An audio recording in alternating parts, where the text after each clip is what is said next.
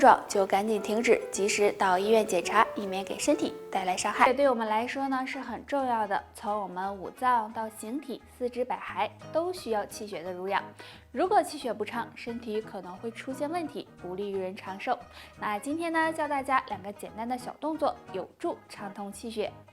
动作1，站好了，全身放松，然后上半身和手臂一起左右的扭动，头也跟着动，这样左右手要轻轻的拍打腹部和腰部，这样反复做100下。那这个动作可以促进腰部和胃部的气血运行，对打通上半身的气血也有帮助。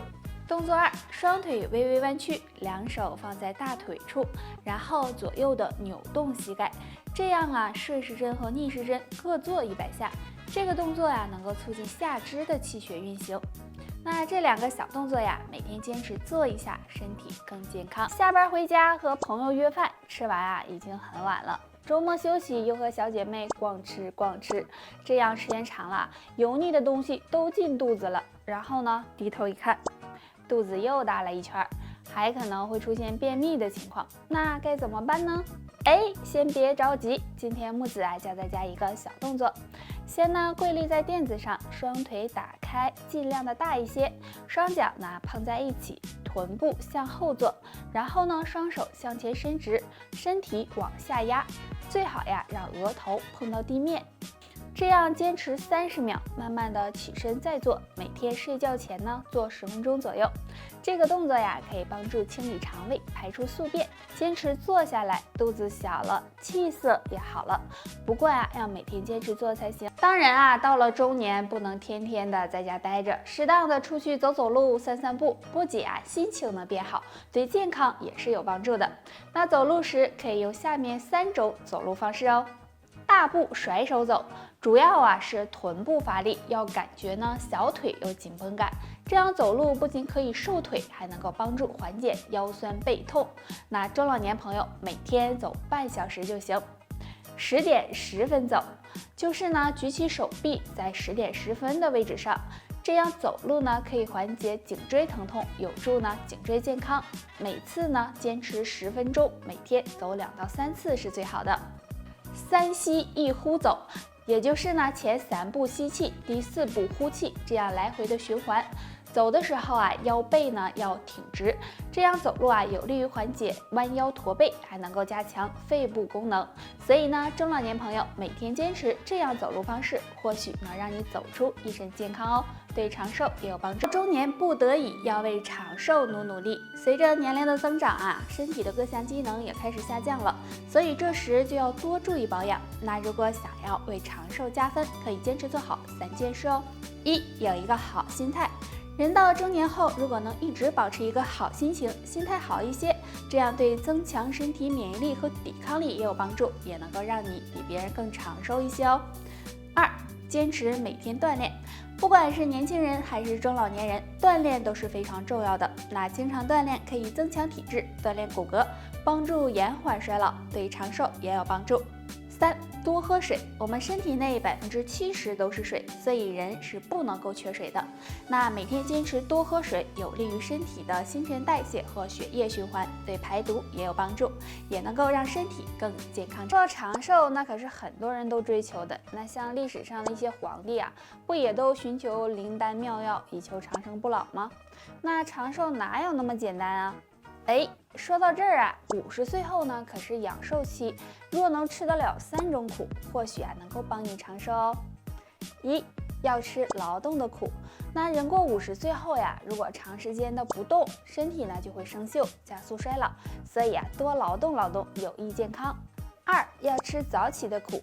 那年纪大了要养成早睡早起的好习惯，早上呢按时吃早餐，这样有助身体排毒和肠胃的健康，对长寿呢也有帮助。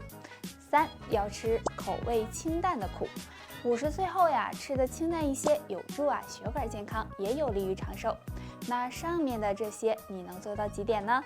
做到1件也是好的哦。都说50知天命，50岁确实是一个挺尴尬的年龄了。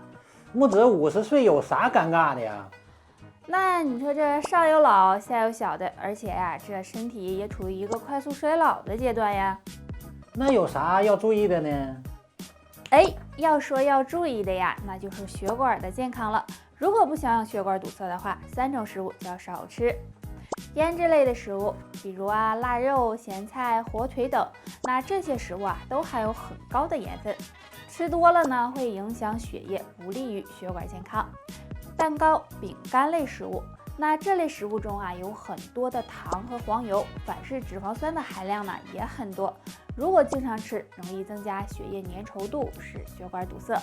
最后，高脂肪食物，这类食物中含有较高的胆固醇和脂肪，那吃多了容易让血液变得粘稠，血管变拥堵，所以也要少吃。所以大家从现在做起，保养好自己的血管。这2天天凉飕飕的，我爸就天天的在我耳边叨叨，说腿疼。我说你年轻的时候总耍单，现在年纪大了，能不腿疼吗？